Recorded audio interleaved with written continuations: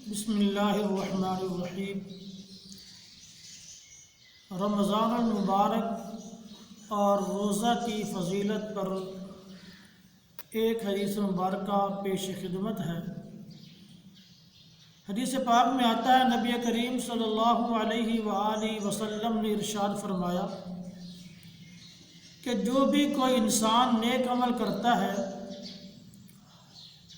تو اس کا ثواب 10 گنا سے لے کر 700 گنا تک بڑھا دیا جاتا ہے۔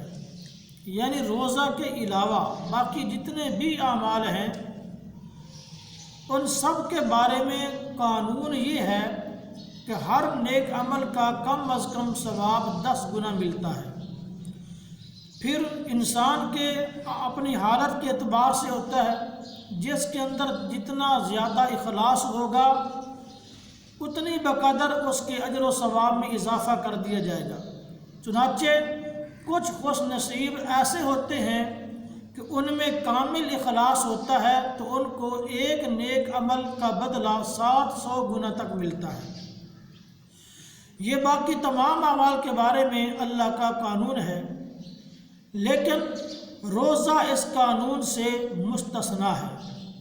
اللہ رب العزت فرماتے ہیں کہ روزہ انسان خاص میرے لیے رکھتا ہے، کیونکہ باقی جتنے بھی اعمال ہیں ان کے اندر ریاکاری اور دکھلاوے کا شائبہ ہو سکتا ہے، لیکن روزہ ایسا عمل ہے کہ اس کے اندر ریاکاری کا دکھلاوے کا شائبہ تک نہیں ہوتا، کیونکہ دوسرے انسان کو پتہ نہیں ہوتا کہ اس نے روزہ رکھا ہوا ہے یا نہیں رکھا ہوا۔ تو اللہ رب العزت فرماتے ہیں کہ جو انسان روزہ رکھتا ہے تو وہ خاص میرے لیے رکھتا ہے، تو اس کو 700 گنا تک نہیں بلکہ میں اپنی شان کے مطابق خود صلہ عطا کرتا ہوں، بے شمار اجر و ثواب سے نوازتا ہوں۔ پھر آپ صلی اللہ علیہ وسلم نے ارشاد فرمایا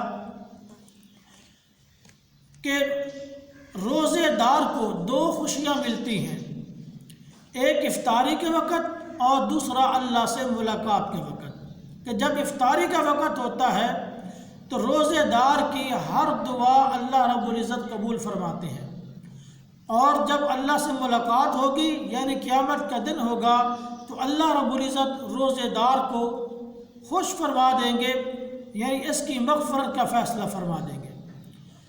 اور پھر آپ صلی اللہ علیہ وسلم ارشاد فرماتے ہیں کہ روزے دار کے منہ کی بدبو اللہ رب العزت کو مشک سے بھی زیادہ پسندیدہ ہے۔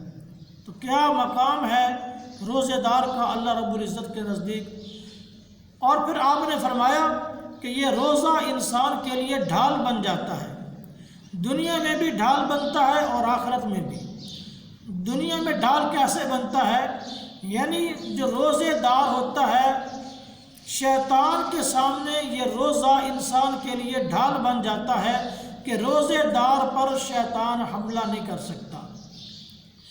اور روزے قیامت یہ ڈھال کیسے بنے گا؟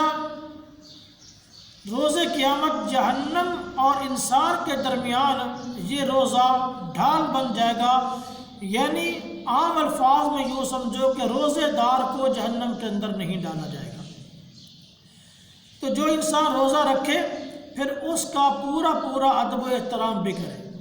ادب و احترام کیا ہے؟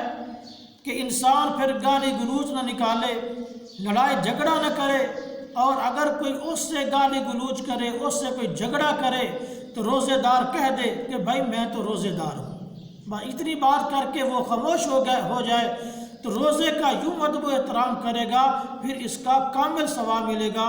اللہ رب العزت ہر فرد کو، ہر امتی کو روزہ رکھنے کی توفیق نصیب فرمائے۔ وما علینا الا